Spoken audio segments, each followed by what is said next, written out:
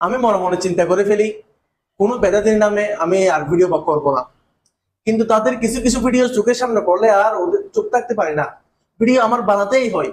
দেখেন এই ভণ্ড কি বলে, আপনারা একটু দেখেন। আহমদুল্লাহ শয়তান, তার বংশ পরিচয় দেখেন, সে নিশ্চিত চারো সন্তান। কোন চারো সন্তান ছাড়া প্রিয় নবীর শানে, মদিনা শরীফের শানে বেয়াদবি করতে পারে না।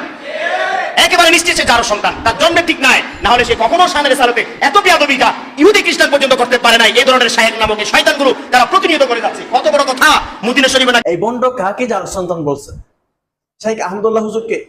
শাইখ আহমদুল্লাহ হুজুরের মতো একজন মানুষকে যার সন্তান বলতেছে?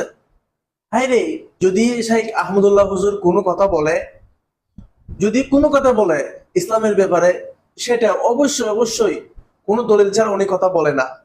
উনি হক্কানি আলেম। আপনারা যার কথা শুনছেন সে হচ্ছে ভণ্ড আলেম। উনি বলে দলিল দিয়ে কথা, আর ওরা বলে আবেগ দিয়ে কথা। মুখ দিয়ে যা